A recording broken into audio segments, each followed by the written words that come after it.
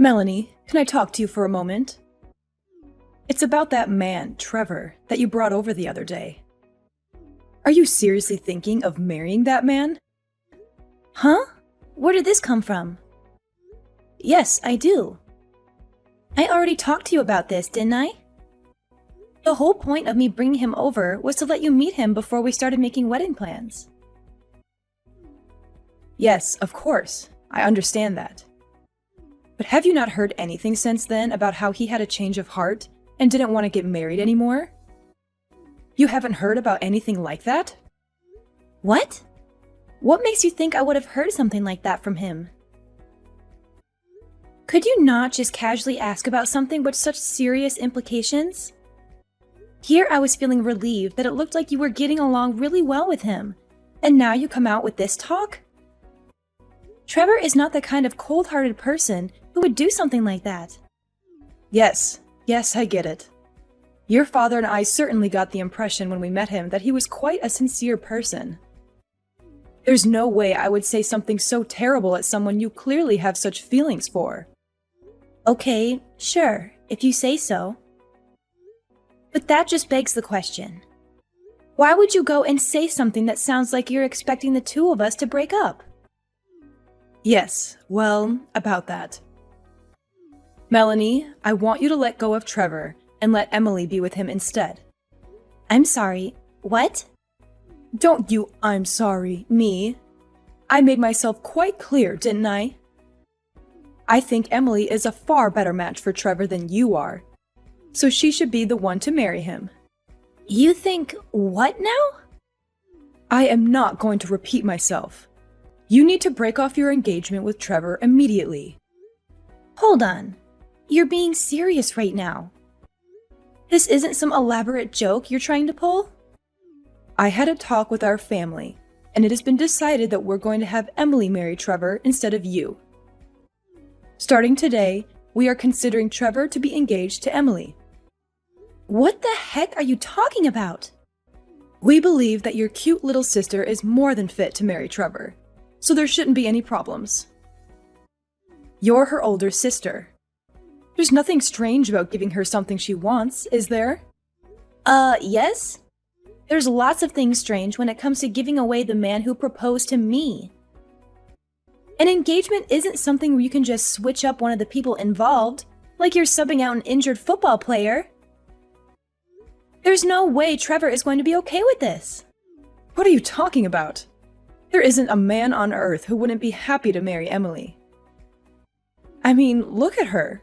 She's the most beautiful woman in the area. Everyone agrees.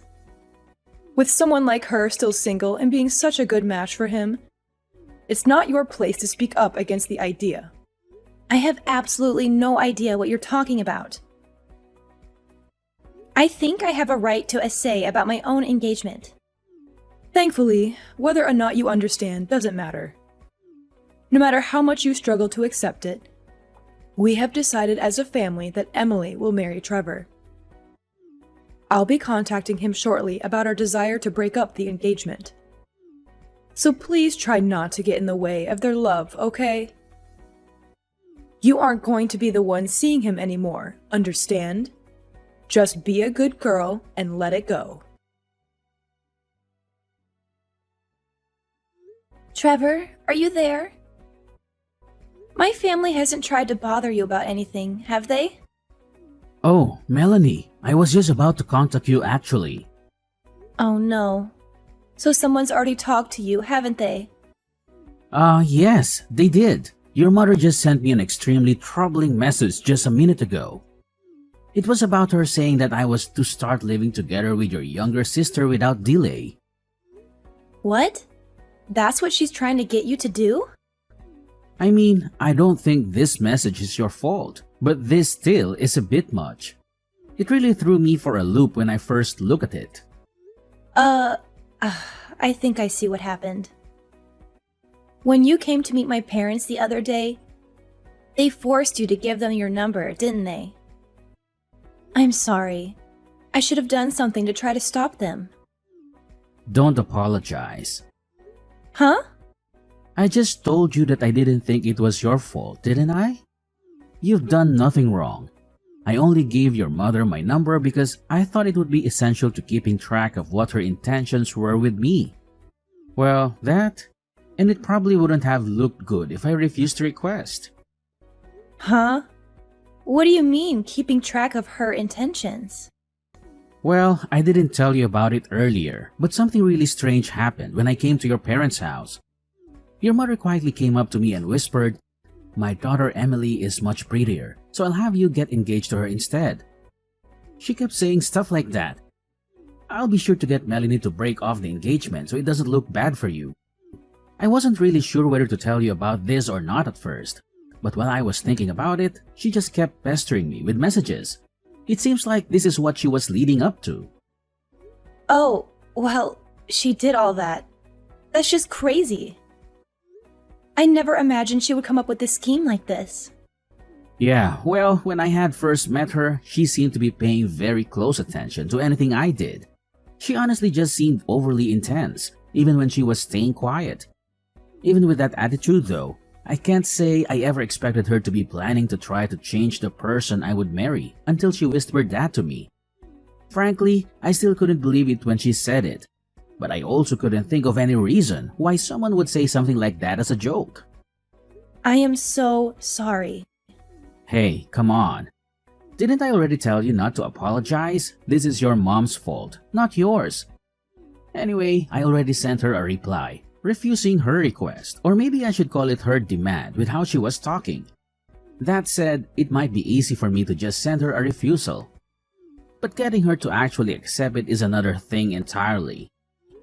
Yeah, you're definitely right on that one. She's not going to take this lying down. She's the kind of mother who wants to grant every little wish of her favorite daughter. Unfortunately, that favorite daughter is my little sister, not me. Wow, are you serious? It sounds like your life growing up must have been tough. Anyway, what should we do about this? First off, I think you should try to avoid contact with her as best as you can. Avoid her? What do you have in mind? Well, I think there's a pretty likely possibility that she will try to find your address. So you might want to stay somewhere else for a while. My place won't work since she knows where I live already. Do you have a friend or a relative you can stay with for a while? I can ask my cousin for help. He doesn't live too far away. He might be able to let me stay with him for a while. Oh, yeah. He's the one who's living alone the next town over, right? Isn't he a college student? Right on both counts. Now that I think about it, it's actually a pretty great plan.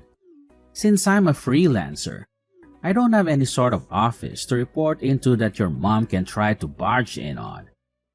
And since my cousin is in another town, it should be easy for me to lay low there without any chance of just running into her randomly on the street. Yeah, that is a good idea. Okay, I'll contact him right away. Now that I think about it, my current apartment is going to be undergoing renovation soon. They offered me a deal to vacate my place, so I might just be able to move pretty soon anyway. It's an option at least. I'm really sorry that my stupid mother is making you go to all this trouble. No, don't worry about it. I'll give you a call once things have quieted down, okay? Take care. Thanks. Hopefully things settle down quickly. You be careful too. Hello, Melanie. It looks like you've managed to break off the engagement with Trevor. I'd say you deserve some praise for your understanding. You really have turned into a great older sister, haven't you? You finally learned to think about the happiness of your sister before yourself. What's this now? What are you talking about?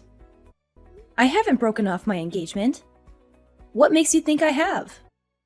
Pardon me? Oh dear. Are you really still saying things like this? Don't tell me you've been up to no good behind my back. Just what are you scheming? I will never forgive you if you continue trying to steal Emily's happy life away. Okay, I am completely lost. What the heck are you talking about? For starters, Emily and Trevor have never even met each other, right? Even when I brought Trevor over to meet you, Emily was out with some friends or something, right? Well, yes. That day is still yet to come.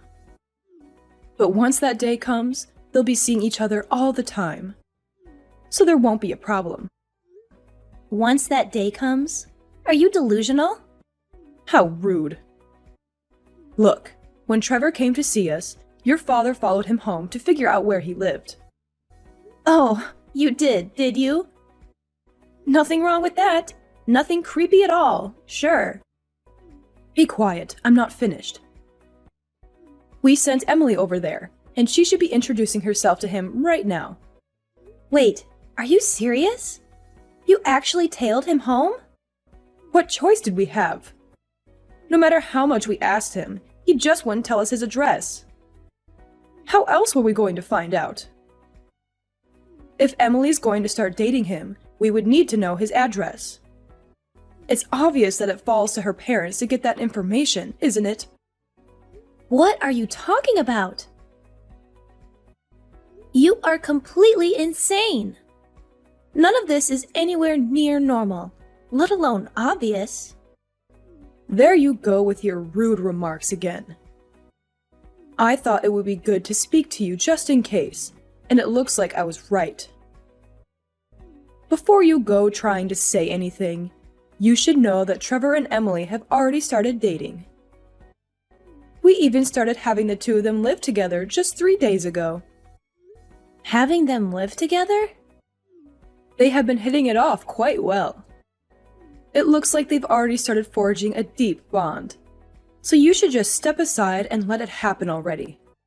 Ah, I see. Is that so? Well, yes, of course. You may not want to admit it to me, but I know you know how much better Emily is for him. Sure. Whatever. Okay, fine. So you won't need that monthly $2,000, right? Got it. Excuse me? What? $2,000 are you talking about? I'm not aware of anyone making monthly payments. Oh, don't tell me you've actually forgotten. Don't you remember? 7 years ago, Dad's old company went bankrupt. Sure, he got a new job pretty quickly. But if you remember, his salary was a pittance compared to his old job. That's why you asked me to send you $2,000 every month to make up for some of the income he lost. Did you really forget? Wait, what? You're telling me that you've still been doing that? That's been continuing these whole 7 years? Well, neither of you ever really talked to me about stopping, so I just kind of kept going along with it. I mean, sure, I felt like giving you $2,000 a month was going a bit overboard. But I knew that at the time Emily was hard at work at a private high school and learning from extra tutors too. I figured those extra expenses added up quite a bit, so I didn't really complain. I thought you'd tell me when you didn't need the money anymore. My job pays me well enough that even with that amount going out every month, I was far from destitute anyway. So I just quietly accepted it. Despite what you may think, I do actually care about Emily after all. Though, frankly, the number one reason I kept sending you the money was that I knew she would leave the house eventually. Once she was supporting herself, especially once she got married, I knew she could handle herself just fine. I just wanted to support her until then. Since she's leaving now, I figure that Dad's current income is enough to support just the two of you, isn't it? With Emily gone, there's not really any reason for me to keep sending you money anymore, is there? Wait, hold on a moment. If that's how it's going to be, then just wait. I'll bring Emily back here right away. Oh, what's that now? Look, it's fine if you don't want to break off the engagement with Trevor. I won't stop you, okay? So please don't stop sending us the money. Please, just keep sending it like you have up until now. Excuse me? I'm telling you, I'll contact Emily right away. So please, keep sending us the money.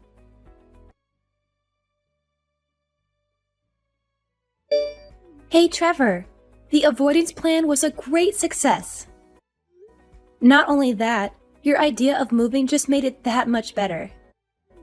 Oh, it was? What, did you hear something from your mom? Yeah, you could say that. When you left my house after meeting my parents, it turns out my dad tailed you. That's how they managed to learn where you live. What? He was tailing me the whole way home.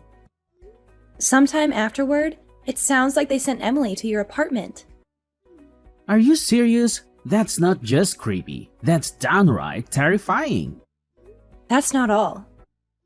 Mom told me that Emily had started living with you a few days ago. Wait, she said what? No. I haven't so much as seen her. She's not living with me. Relax, I know. I was certain that wasn't actually the case. Though, now that I think about it, if Mom were to have actually sent Emily to your apartment, where is she now? Wait, hold on. Is something wrong? I just got something from Emily. Apparently, she just called me. That's surprising. I don't remember the last time she actually called me. When I call her, she just doesn't respond. She might be calling because of this whole incident. Why didn't you call her back? Good idea. I'll give her a call. I'll talk to you later.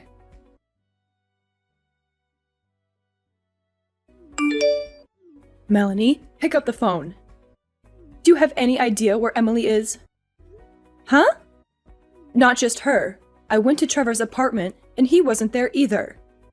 I was so sure that they had already started living together. But when I got there, I didn't find anyone. They couldn't have possibly ran away and eloped, could they? Well, you're half right, I suppose. What? Half? Well, I can say that her partner isn't Trevor, at least. What are you saying? What do you mean it isn't Trevor? I heard it all from Emily directly. Mom, you knew that Emily already had a boyfriend, didn't you? Well, Her boyfriend works in civil engineering, so he didn't exactly have a high salary, right? According to Emily, you seem to hate that about him. That's why you did everything you possibly could to get in the way of their relationship. And were scheming to split the two of them apart. Am I wrong? Well, what else could I do? If she married a man with such a pitiful salary, she'd be headed straight for a horrendous life of destitution.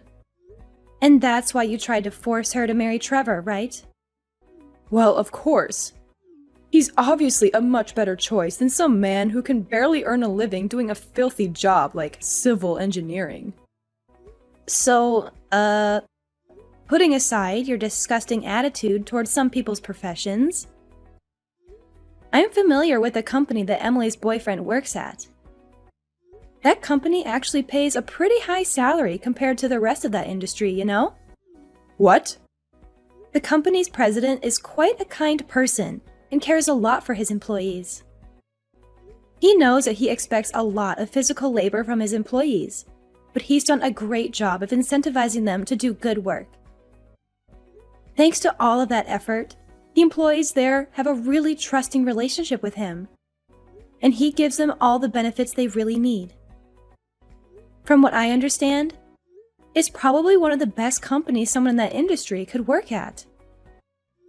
I'm guessing you just oppose Emily dating him based on what you thought of his job without actually looking into where he worked, right? I never thought that such a company could ever exist, especially in an industry like that. If you had actually listened to what Emily had to say, you would have known. Well, I guess it's too late to worry about that now. What do you mean it's too late? Well, here's the thing. You told Emily to go to Trevor's apartment, right?